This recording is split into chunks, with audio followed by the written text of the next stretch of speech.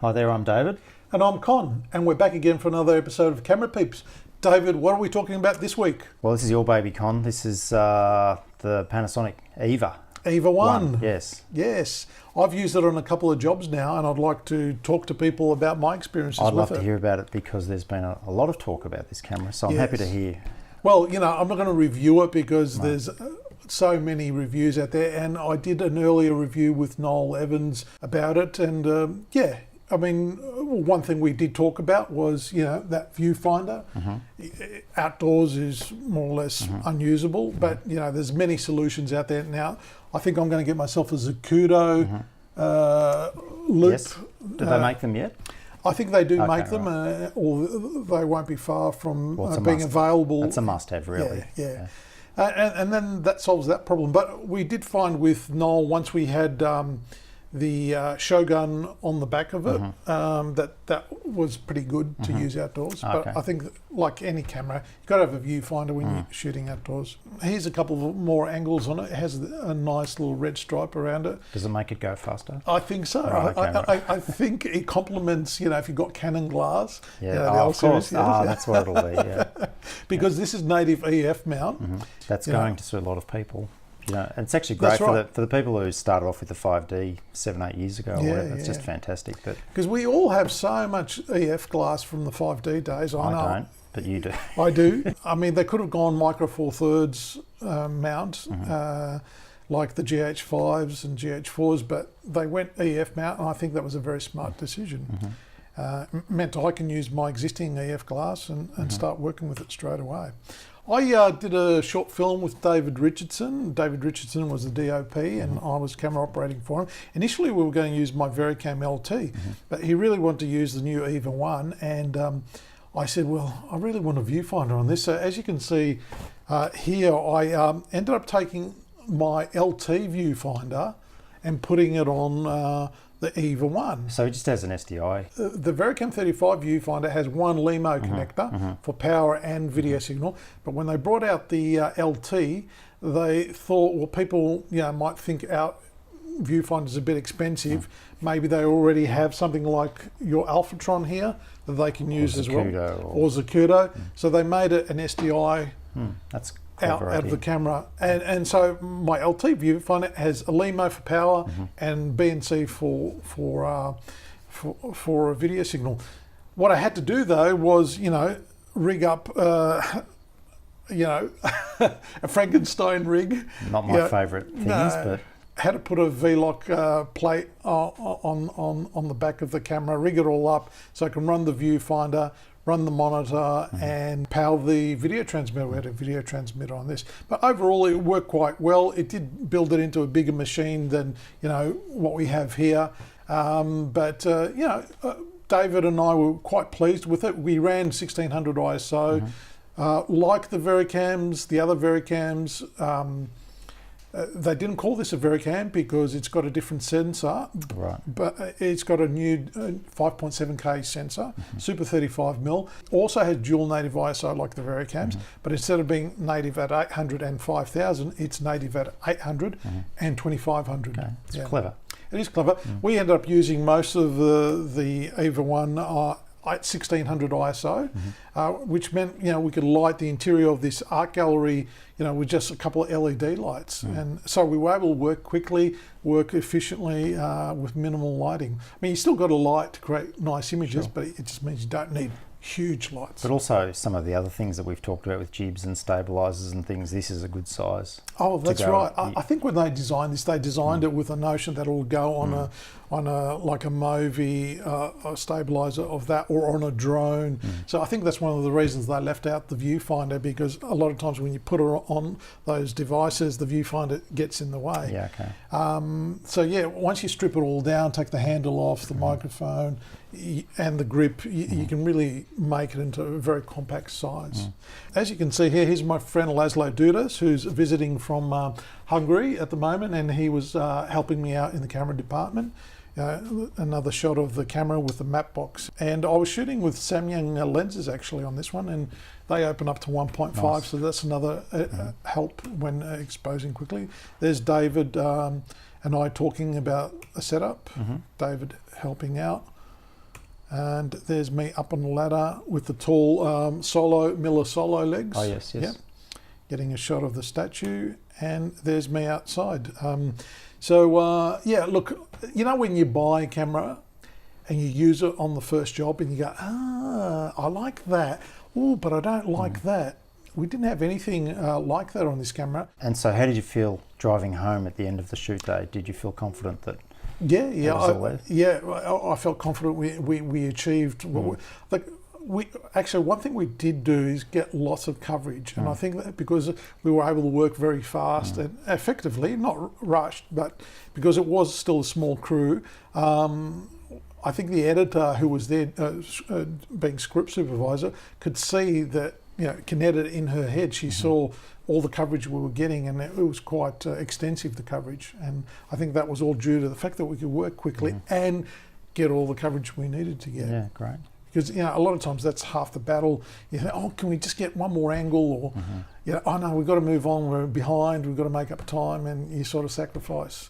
Also, I've been using the EVA 1 in an interview situation where, that's Daniel De Silva from Cloakroom Media, and I'm interviewing him for a series of videos for John Barry's and Freefly. And as you can see, the EVA 1 works perfectly well on the iFootage Shark slider. You can take the weight. Obviously, I stripped it down. I think I took the handle off. I took the microphone off. Might have even taken the side grip off. And yeah, it works a treat. I've got the, as I was saying about timecode and using two cameras in a multicam situation, I've got the UltraSync 1 attached to it, going into the timecode input of the camera. The beauty about the UltraSync 1s by timecode systems is that with this Wave 1, I can use this as a master clock, program in the time code, and automatically through the RF network, all the other UltraSync ones just jam sync wirelessly. I don't even have to plug them in to jam sync them. That's pretty good. Well, let's BNC cables going across the floor as well. That's right. That's right. Because traditionally we kept the timecode cable plugged in because the timecode clocks in a lot of the cameras weren't very reliable and thing. Here's a few more shots of the well, just because this video was about Freefly Movies. Yes. So that's a segue there. This will go on a Movi, I'm assuming. Yes, I think it was designed with gimbals in mind. That's, I think, one of the reasons they left out the viewfinder, because that sometimes gets in the way at the back of certain gimbals. Yeah, and also it's a great drone camera, a high-end. Yeah. Drone camera. Yeah, you can put this on the drone, no problem. Stripped down, it just becomes a little box with a pancake lens, maybe. Yeah. Certainly, this is Radar Kane, who we also interviewed on the day, and this is the LT getting the main camera angle. That's the shot from the LT, and look, the reality is producers want the second camera. They want the second angle now. If the producers don't want it, the editors want it. Exactly, and I was editing this piece, and gee, it was handy, as you know, cutting to another angle, just to cut bits out. You can just cut to another angle and cut back to the other angle without having to put in a cutaway sometimes. Yes. Yeah. That's Josh there interviewing Radar. I used an Octodome light, which I love using when I've got the space to put it up, because as you can see, it's huge. Yeah. Look, I really love the camera. I think it's a great complement to my VariCam LT. I still have the GH5, I've got this, and I've got the VariCam LT. I think you pick, like you've got your F5, FS5, A7S. And the XD cam. And the XD cam, and I've got my P2-3100 camera.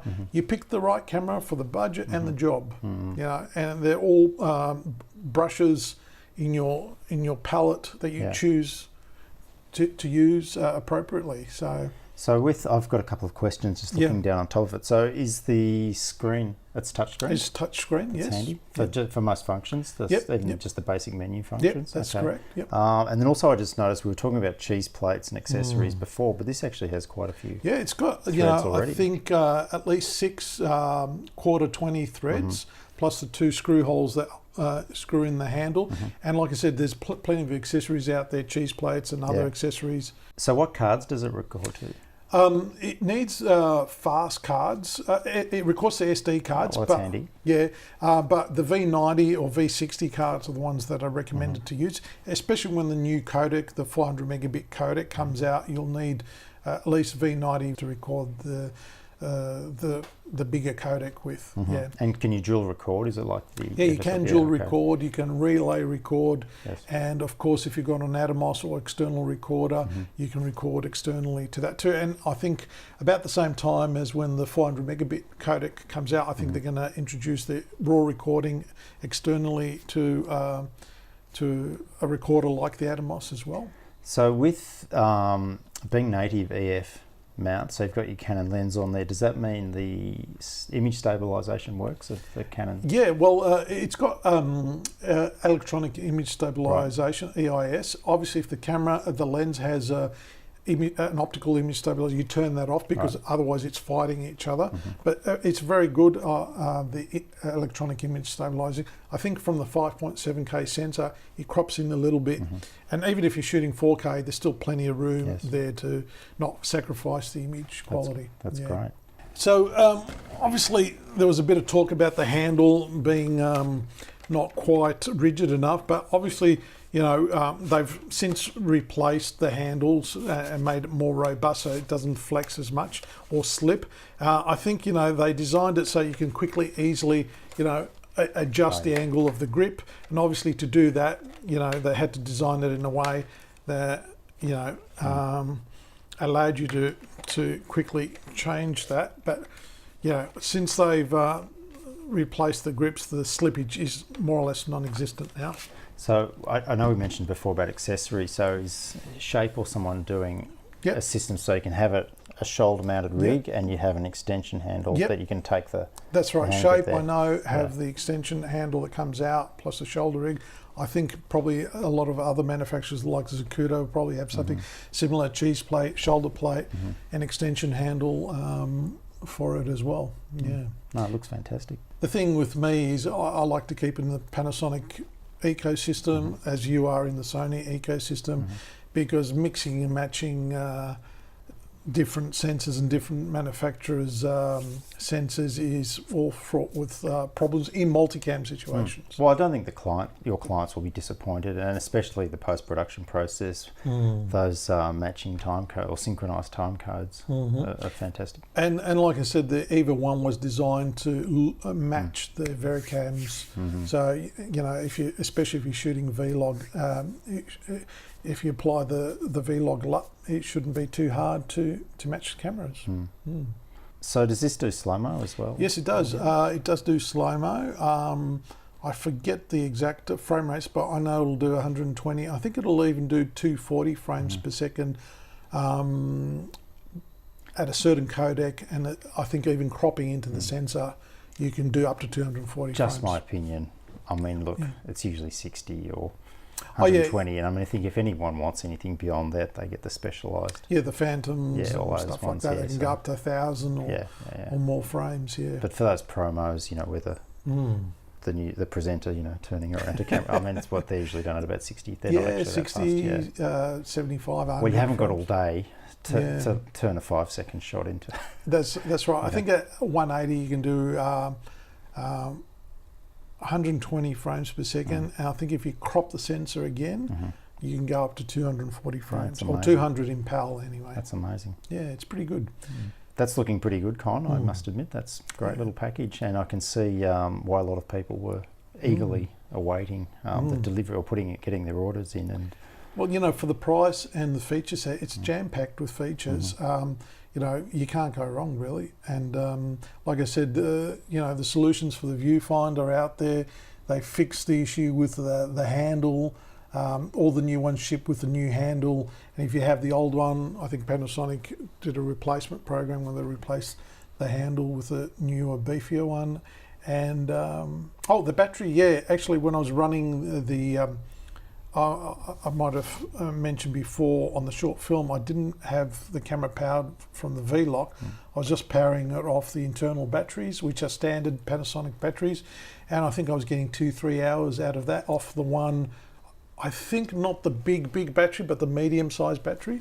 Yeah, so that's pretty good for power consumption. And look, and people that do the travel shows, or travel on the small, the Cessna 172s or the Dash 8s or whatever. I mean, these cameras are fantastic. Yeah, look, traveling, having a small, lighter camera, and hopefully a camera that doesn't look like it needs a Carnet. I'm not sure about this one. I still travel with my GH5 if I'm going overseas, because I just figure it looks like a stills camera, and I don't think I need a Carnet most instances when I'm traveling with a small camera like that. So rather than risk it, I still will take a GH5, although certainly traveling interstate, I'm more tempted to take this now than the Vericam LT, as you say, just to save on space and weight and hassles at the airport. Yeah, where are your batteries? Oh, here they are they packed accordingly, properly? Yes, they are. Yeah. All right, thanks Con, thanks for bringing the new Panasonic along. No worries. Thank you, and we'll catch you next time.